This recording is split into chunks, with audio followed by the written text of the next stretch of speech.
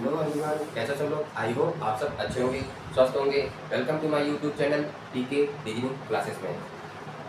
UP TET के exam के आज से मिनिमम 15 दिन बचे हैं, ठीक है। और हमने आपको हिंदी में छंद समास करा चुका हूँ, ठीक है। बाकी बचा, देखो हिंदी में 15 नंबर की ग्रामर आती है, तो उसमें से 15 नंबर ग्रामर में आपको थोड़े बहुत विलोम शब्द मिल जाएंगे, थोड़ा पर्यायवाची, कुछ मुहावरे, कुछ लोकतियाँ, कुछ अनेकार्थी शब्द, इस तरीके के आपको क्वेश्चन मिल जाएंगे। कुछ बचे आपको जैसे कि छंद समास संधि शब्दभेद उपसर्ग प्रत्यय, इनसे क्वेश्चन पूछ लिए जाएंगे। तो इनके मैंने 2 पार्ट करा चुका हूँ, समास और छंद। बाकी बचा है शब्दभेद और संधि, ठीक है। और बाकी संज्ञा सर्वनाम के वो मैं आपको करा दूंगा, ठीक है। बाकी आपको याद करना पड़ेगा खुद से, ठीक है। तो एक ल्यूशन की बुक आती है, आप उससे जाके परचेज कर लीजिए, या फिर कुछ लोगों के आपसे जो बड़े भाई लोग होंगे उनसे ले लीजिए, पढ़ लीजिए, ठीक है। 15 नंबर का ये आता है और 15 नंबर का गद्दा आता है, जिसमें आपको पैसेज दिया जाएगा, पैसेज में ही क्वेश्चन दिए जाएंगे, उसी पैसेज से ही आपको आंसर छाटने होंगे, ठीक है। तो ज़्यादा टेंशन लेने की बात नहीं है, ठीक है। और आज हम मैथ का एक टॉपिक स्टार्ट करने वाले हैं, जिसका नाम है नंबर सिस्टम। नंबर सिस्टम एक ऐसा टॉपिक है जिससे क्वेश्चन जो होते हैं ना, ज़्यादातर इसी टॉपिक से पूछे जाते हैं, नंबर सिस्टम से। जैसे कि कभी किसी में पूछा जाता है even number, odd number, prime number, इस तरीके के क्वेश्चन ज़्यादातर पूछे जाते हैं। कुछ कैलकुलेशन टाइप के क्वेश्चन होते हैं, वो पूछे जाते हैं। कुछ जो एक एक नियम आपने अगर बचपन में पढ़ रखे होंगे, उससे सवाल पूछे जाते हैं। 2 पेन का मूल इतना रुपए है, तो 4 पेन का मूल कितना रुपए होगा, इस टाइप के क्वेश्चन पूछे जाते हैं। तो बेसिक पार्ट जो है, और जैसे कि जो अलजेब्रा में आपने फॉर्मूले पढ़े होंगे, a + b का होल स्क्वायर बराबर a² + b² + 2ab, इस टाइप की जो स्क्वायर जो फॉर्मूले होते हैं, इस टाइप से क्वेश्चन पूछे जाते हैं आपके यूपी टेट के एग्जाम में, ठीक है। पार्ट 1 में। पार्ट 2 में भी 1 से लेकर 5 तक वाले में भी क्वेश्चन पूछ जाते हैं, और 6 से 8 वाले में भी क्वेश्चन पूछ जाते हैं। तो इसका जो मैथ का जो बेसिक पार्ट है, बेसिक पार्ट जिससे सबसे ज़्यादा क्वेश्चन पूछ जाते हैं, वो है नंबर सिस्टम, जो कि आज हम कराने वाले हैं, ठीक है। नंबर सिस्टम में आज हम आपको सारा कुछ कवर करा देंगे, ठीक है। तो बिना टाइम वेस्ट किए स्टार्ट करते हैं नंबर सिस्टम। नंबर सिस्टम में आपको सबसे पहले ये पता होगा कि नंबर सिस्टम का मतलब क्या होता है। देखो, नंबर का मतलब तो पता ही है क्या होता है, संख्या। क्या कहते हैं, संख्या, ठीक है। संख्या, तो संख्या होती कितनी है, अब आप बताइए, संख्या कितने प्रकार की होती है, बताइए। एक होती है रियल नंबर,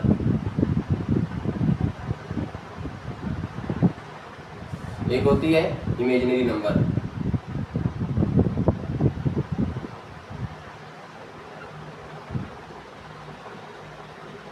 होती है, ठीक है। एक होती है वास्तविक संख्या, एक होती है काल्पनिक संख्या, जिसको हिंदी में कहते हैं वास्तविक संख्या, जिसको हम कहते हैं हिंदी में काल्पनिक संख्या है। तो ये जो रियल नंबर होते हैं वास्तविक संख्या है, ठीक है। तो नंबर कितने टाइप्स के हो गए, 2 टाइप्स के, एक रियल नंबर और एक इमेजिनरी नंबर, ठीक है। तो अब रियल नंबर कितने होते हैं, रियल नंबर होते कौन कौन से हैं, ये बताइए। इनको क्या कहते हैं, वास्तविक संख्याएं, रियल मतलब, ठीक है। ये होते हैं काल्पनिक। इतना तो सबको पता ही होगा। अब इसके 2 पार्ट होते हैं, कौन कौन से, बताइए सब लोग। एक होता है परिमेय संख्या,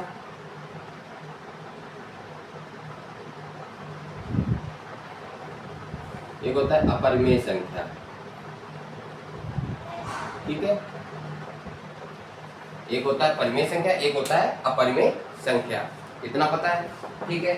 अब परिमेय संख्याएं कितनी होती हैं, अब देखो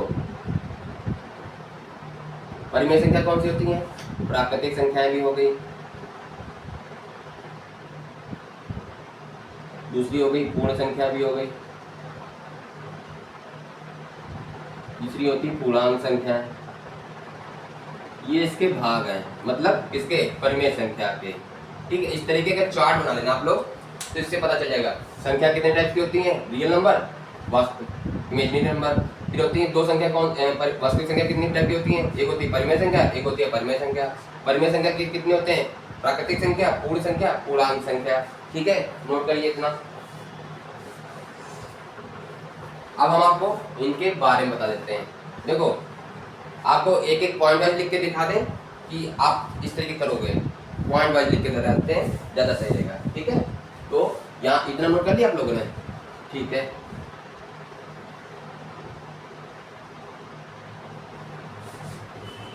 अब पॉइंट वाइज लिखते जाइए और नोट करते जाइए।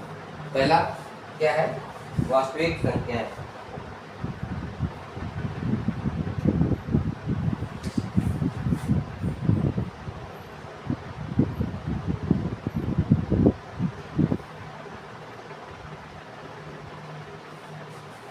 वास्तविक, सही तो, वास्तविक।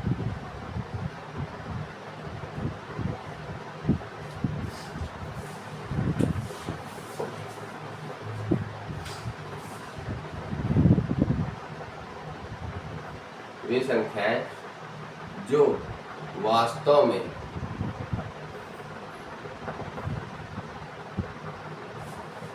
समीकरण को, एक समीकरण होता है, जैसे कि आपको कभी कभी क्वेश्चन में आपने देखा होगा कहीं ना कहीं, a square plus b x plus c बराबर 0 के, तो एक वो समीकरण होता है, उसी समीकरण को, सभी समीकरण को,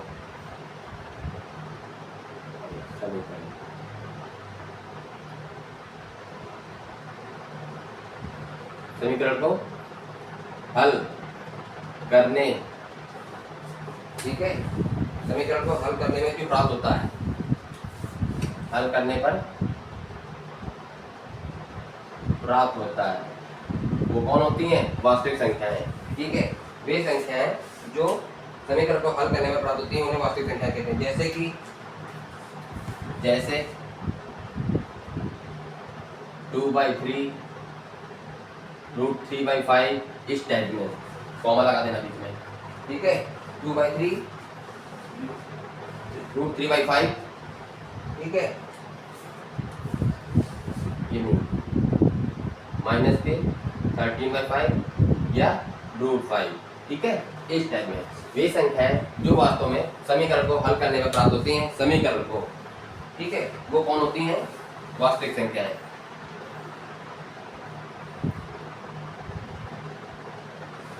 परिमेय संख्या कौन सी होती हैं,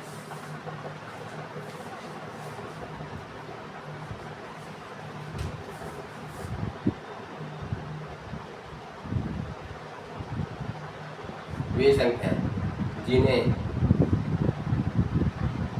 p/q के रूप में दर्शाया जाता है, मतलब भिन्न के रूप में दर्शाया जाता है।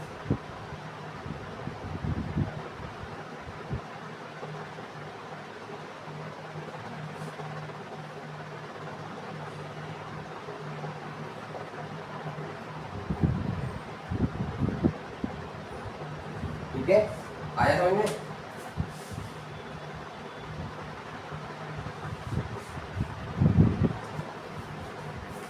ठीक है, p/q बराबर 0 के, q = नॉट 0।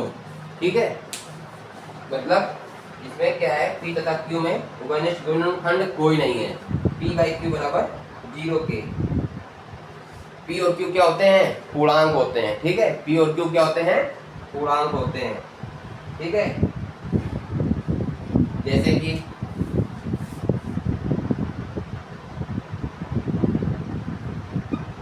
9/5, इसको हम डिवाइड कर सकते हैं 8/5। ठीक है, इस टाइप में।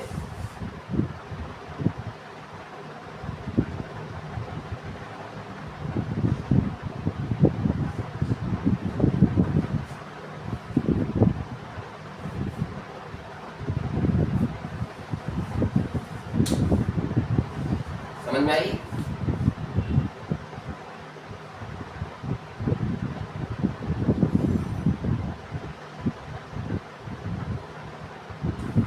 ऐसी संख्या है जिन्हें पी बाई क्यू रूप में नहीं लिखा जाता।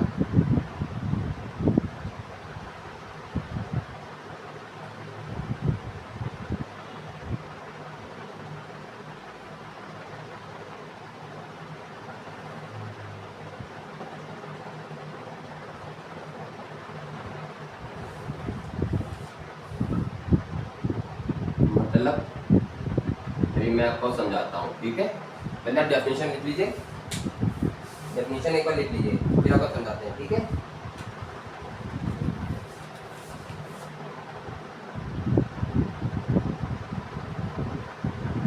रूट 5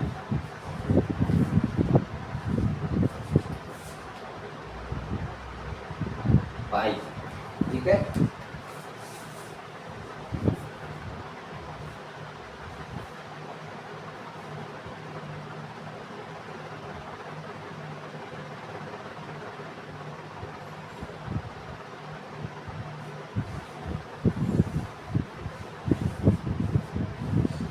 देखो, वास्तविक संख्या वे होती हैं जो वास्तव में समीकरण को हल करने पर प्राप्त होती हैं। जैसे हमने कोई समीकरण हल किया, उसको हल करने पर जो भी संख्या प्राप्त होगी वो क्या होगी, वास्तविक संख्या होगी, ठीक है। समीकरण जैसे कि आपको जैसे इस टाइप दे दिया जाता है, मान लो, ठीक है।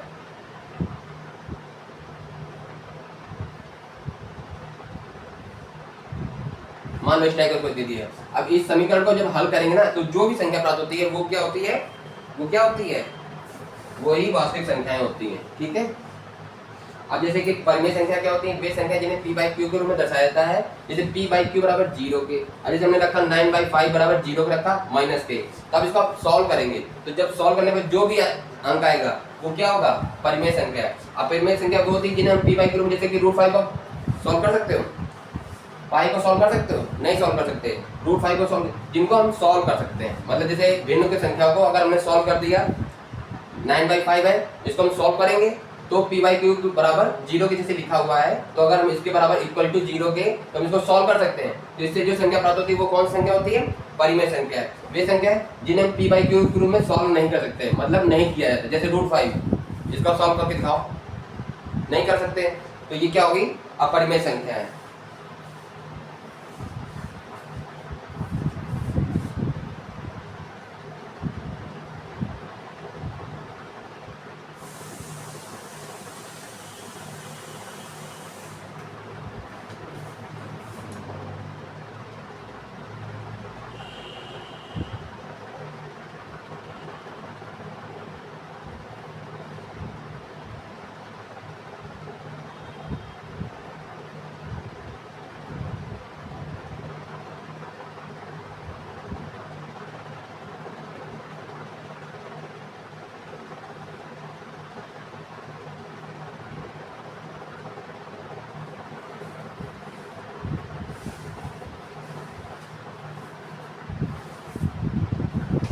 प्राकृतिक संख्याएं क्या होती है, जिनको हम जैसे गिन सकते हैं। जैसे प्राकृतिक संख्या कौन सी होती है, 1 2 3 4 डेड इस तरीके से।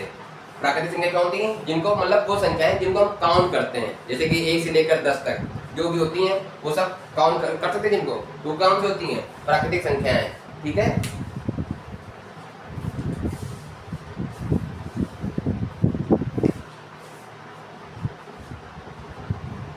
अब पूर्ण संख्या क्या होती हैं,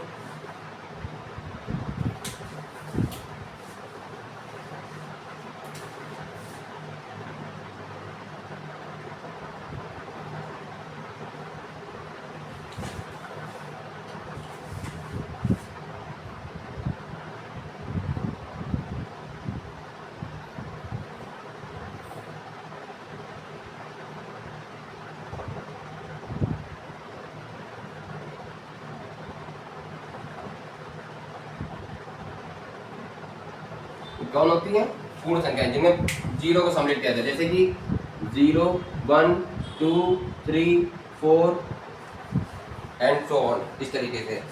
पूर्णांक संख्याएं कौन सी होती हैं,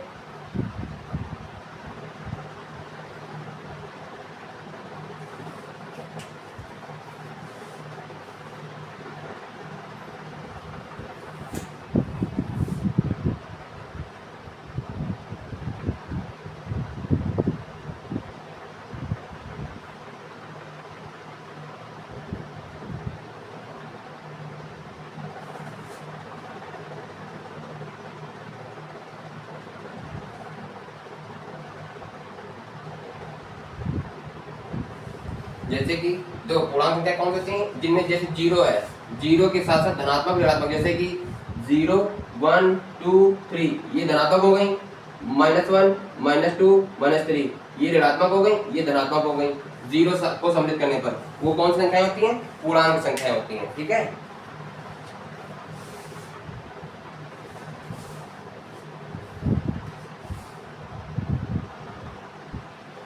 देखो वास्तविक संख्या कौन होती है? वास्तविक संख्या वे संख्या है जो वास्तव में समीकरण को हल करने पर, जैसे इस टाइप का कोई समीकरण दे दिया जाएगा आपको, उसको हल करने पर जो भी संख्या प्राप्त होती है वो कौन सी होती है? वास्तविक संख्या है, रियल नंबर। तो अब वास्तविक संख्या दो प्रकार की होती हैं, एक होती है परिमेय संख्या, एक होती है अपरिमेय संख्या। परिमेय संख्या वे होती हैं, आप एक सीधी सी बात समझिए, परिमेय संख्या वे होती हैं जिन्हें हम भिन्न के रूप में लिख सकते हैं, जैसे कि 9/5 8/-5 भिन्न के रूप में लिख सकते हैं। भिन्न कैसे होते हैं? a/b। ठीक है, अपरिमेय संख्या क्या होती है? अपरिमेय संख्या वे होती है जिन्हें हम p/q के रूप में, मतलब भिन्न के रूप में नहीं लिख सकते हैं। वो कौन सी होती है? अपरिमेय संख्या, जैसे कि √5 पाई। प्राकृतिक संख्या कौन सी होती है? जिन्हें हम काउंट कर सकते हैं, 0 1 2 3 4 5 3 इस तरीके की वो प्राकृतिक संख्या होती हैं। पूर्ण संख्या वो होती हैं मतलब होल नंबर। होल नंबर मतलब पूर्ण संख्या जो जीरो को भी सम्मिलित किया जाता है, जिसमें 0 1 2 3 4 5। ठीक है, इस तरीके से एंड सो ऑन। पूर्णांक संख्या वे होती हैं जिनमें जीरो तो होता ही है, साथ में प्राकृतिक संख्या भी होती हैं, लेकिन वो धनात्मक भी हो सकती हैं, ऋणात्मक भी होती हैं, वो इस टाइप में होती हैं। ठीक है, आई बात समझ में? Okay, clear? देखिए भाज्य संख्या कौन सी होती है? भाज्य संख्या वे संख्या है जो एक और स्वयं के अलावा किसी और संख्या से कट जाए, वो कौन सी होती है? जैसे 4 6 8 भाज्य संख्या होती है। जैसे कि 4 जो है वो 1 से भी कट जाएगा, 4 एकम 4, और 4 से भी कट जाएगा, 2 से भी कट जाएगा, 3 और 4 से कट जाएगा। इसी तरीके 6 8, मतलब आपको ये याद रखना है कि भाज्य संख्याएं वे संख्याएं होती हैं जो 1 से भी कट जाए, स्वयं से भी कट जाए और किसी और संख्या से भी कट जाए, वो होती है भाज्य संख्या। अब भाज्य संख्या वे संख्या होती हैं जो 1 से कटे और स्वयं से कटे, वो सिर्फ भाज्य संख्या, जैसे 2 3 5 7 इस तरीके की प्राइम नंबर, जिन्हें कहते हैं हम प्राइम नंबर कहते हैं। ठीक है, इतनी बात समझ में आ गई? आइए अब इसको अब कुछ सवालों को करते हैं। ठीक है, इतनी बात आ गई समझ में? देखो आपने रियल नंबर पढ़ लिया, प्राकृतिक संख्या पढ़ लिया, पूर्ण संख्या पढ़ लिया, अभाज्य संख्या पढ़ लिया, परिमेय संख्या अपरिमेय संख्या पढ़ लिया। एक होता है सहभाज्य संख्या। सहभाज्य संख्या देखो क्या होता है? सहभाज्य संख्या के बारे में आपको यह बताना है कि जैसे कि कोई दो प्राकृतिक संख्या है, जैसे कि जिनमें एक के अलावा कोई उभय और अतिरिक्त उभयनिष्ठ गुणनखंड ना हो, मतलब ठीक है, जैसे कि कोई प्राकृतिक संख्या है, ठीक है, कोई भी प्राकृतिक संख्या, उनमें से कोई एक के अलावा कोई दूसरा और उभयनिष्ठ गुणनखंड, उभयनिष्ठ मतलब होता है कोई कॉमन नंबर ना हो, तो वो कौन से होते हैं? सहभाज्य संख्या। ये मैंने आपको लिख के नहीं बताया, मतलब ऐसे आपको बता दिया। ठीक है, आपको याद होना चाहिए। ठीक है, अब आ जाते हैं स्थानीय मान। देखो स्थानीय मान का जैसे किसी का स्थानीय मान होता है, आपको वो पॉइंट याद हो गए। अब स्थानीय मान पे आ जाइए। स्थानीय मान के जैसे 4 3 6 5 का स्थानीय मान निकालना है। आप लोगों ने बचपन में पढ़ा होगा स्थानीय मान किस तरीके से निकाला जाता है। आइए इसको समझ। तो हमेशा जब भी इस तरीके के नंबर दिया हो, ठीक है, उसका स्थानीय मान निकालना है, तो हम हमेशा यहाँ से काउंट करते हैं। वैसे पढ़ा तो जाता है कि 4365, ठीक है, लेकिन स्टार्ट कहाँ से होता है? यहाँ से 5 से। ये क्या हो जाता है? इकाई। ये क्या हो जाता है? दाही। ये क्या हो जाता है? सैकड़ा। ये क्या हो जाता है? हजार। इकाई, दाही, सैकड़ा, हजार, 10,000, आगे इस तरीके से लाख, 10 लाख। ठीक है, तो आइए इसको हम सॉल्व करते हैं। तो जब भी स्थानीय मान निकालने को बोले, जब भी आपको किसी का स्थानीय मान निकालने बोले, तो इकाई का अंक क्या होता है? 1। तो क्या हो जाएगा इसका इकाई मान? स्थानीय मान 5 एकम 5, कितना हुआ? 5। ठीक है, अब 6 का स्थानीय मान क्या होगा? तो ये क्या होता है? दाही। दाही मतलब 10। तो 6 का हम इसमें गुणा कर देंगे, कितना हो जाएगा? 60 हो गया स्थानीय मान इसका। अब जैसे 3 का हमें स्थानीय मान निकालना है, तो ये क्या है? सैकड़ा। अभी मैंने आपको बताया था इकाई, दाही, हमेशा जब भी इकाई, दाही, सैकड़ा, हजार काउंट करना है तो संख्या के लेफ्ट साइड से काउंट, राइट साइड काउंट करेंगे। ठीक है, राइट साइड से इकाई, दाही, सैकड़ा, हजार, 10,000 इस तरीके से काउंट करेंगे। जब भी संख्या में आपको इकाई, दाही, सैकड़ा काउंट करना है तो राइट साइड से काउंट करेंगे। इकाई, दाही, सैकड़ा, हजार, 10,000, लाख, 10 लाख, करोड़, 10 करोड़ इस तरीके से। अब इसमें ये क्या है, सैकड़ा, तो सैकड़ा क्या होता है 100 का, तो क्या हो जाएगा 300 हो गया। फिर आता है ये 1000, 4 में 1000 का गुणा करेंगे तो कितना हो जाएगा 4000। ठीक है, इकाई, एक, दाई, 10, सैकड़ा, 100, 1000। ठीक है, इस तरीके से। तो इसका स्थानीय मान पता चल गया। स्थानीय मान क्या होता है, जब भी किसी अंक का स्थानीय मान निकालना है तो हमें हमेशा संख्या के राइट साइड से काउंट करेंगे स्थानीय मान निकालने के लिए।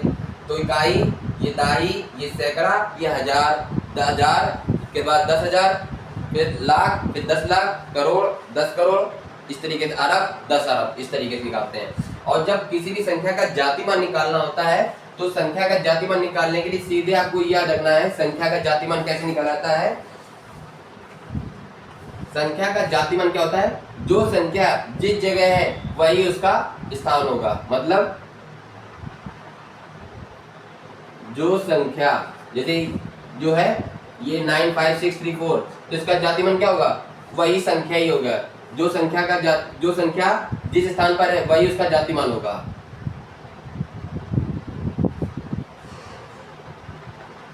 संख्या का जातिमान वही होगा जो क्या होगा, इसका वही संख्या ही होगी जातिमान। जैसे 4 का जातिमान 4 हो जाएगा, 3 का जातिमान 3 हो जाएगा, 6 का जातिमान 6 हो जाएगा, 5 का जातिमान 5 हो जाएगा, 9 का जातिमान 9 हो जाएगा।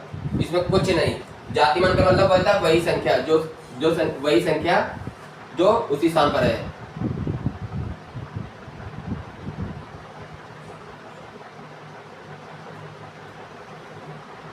वही उसका जातिमान हो जाता है। ठीक है,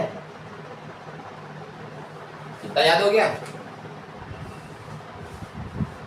जातिमान में कुछ नहीं होता है। जातिमान अगर आपको पूछे तो 9 का 9, 5 का 5, 6 का 6, 3 का 3, 4 का 4, इसमें कुछ नहीं। स्थानीय मान निकालने में मैंने आपको बता दिया कि यहाँ से काउंट करते हैं, इकाई, दाई, सैकड़ा, 1000, 10,000, और उस तरीके से आपका स्थानीय मान निकलता है। ठीक है, आई बात समझ में। देखो इसमें क्या, ये है विभाजिता का नियम।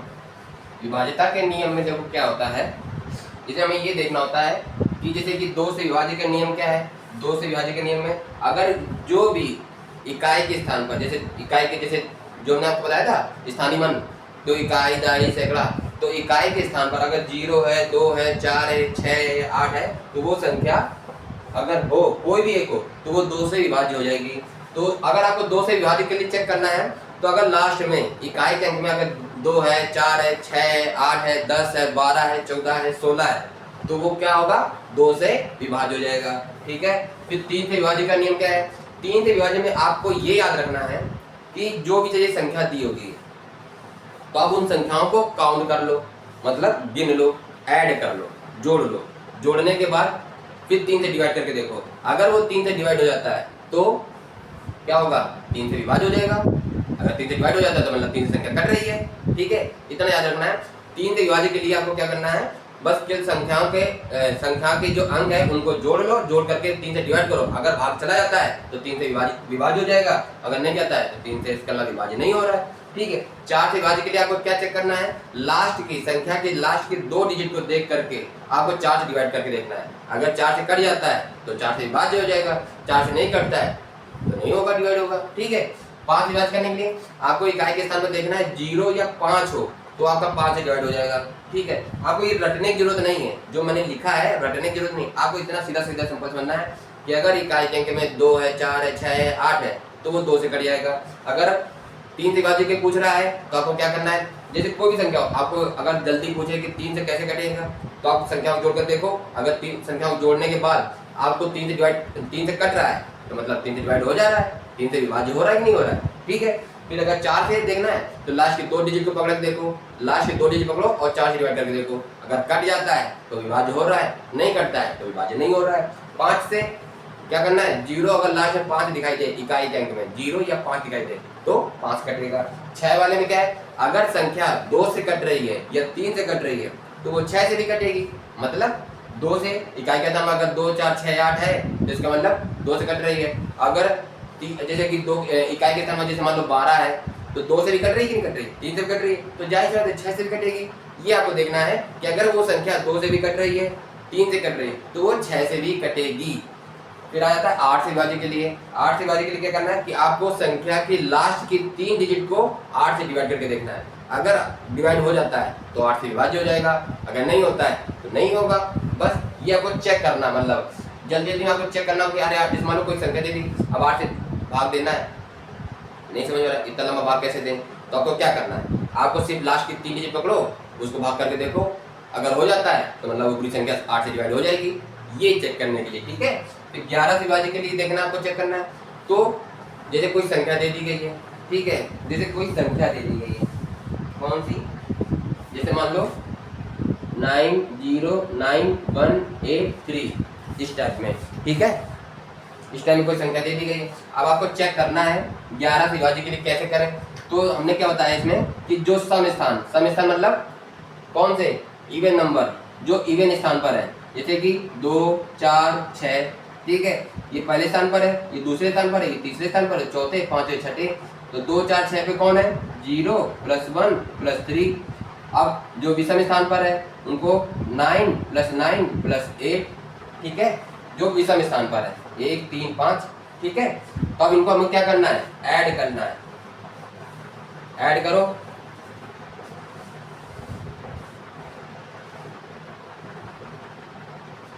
अब इनको ऐड करो, कितना आ जाएगा 26, ये कितना आया 4, अब इनका अंतर किया कितना आया 22। अब इसको हम 11 से डिवाइड करके देखो, कट रहा है 11 दूनी 22, 0 आया, मतलब 11 से कट रहा है कि नहीं कट रहा है। तो अगर 0 आता है तो क्या होगा 11 से विभाज्य हो जाएगा, ठीक है। इतना आपको चेक करना है। हो गया आपको, अब कुछ बचा, तो ये हो गया इसके कॉन्सेप्ट। इससे ज्यादा कुछ नहीं आएगा। मतलब यूपी टेट के एग्जाम में आपको सिर्फ इनके विभाज्य के रूल पूछे जाएंगे, आपको संख्या दे दी जाएगी, आपको स्थानीय मान पूछा जाएगा, आपको जाति मान पूछ लिया जाएगा, इस टाइप के कुछ सवाल पूछे जाएंगे, ठीक है। तो आपको इतना करना है, ठीक है, ओके। तो आज के लिए अभी इतना रखते हैं। अब नेक्स्ट पार्ट में हम क्या कराएंगे, आपको इनसे रिलेटेड सवाल कराएंगे, ठीक है। अभी इसको क्या करते हैं, ये इनके जो कॉन्सेप्ट है, इन कॉन्सेप्ट को तैयार कर लो, फिर अगली क्लास में हम आपको इसके सवाल कराएंगे, ठीक है। तो इसी से रिलेटेड सवाल कराएंगे ताकि आपको समझ में आए कि कैसे सवाल पूछे जाते हैं एग्जाम में, ठीक है। तो आज के लिए इतना रखते हैं। वीडियो अच्छी लगी हो तो वीडियो लाइक कीजिएगा एंड सब्सक्राइब कीजिएगा। Thank you, bye bye.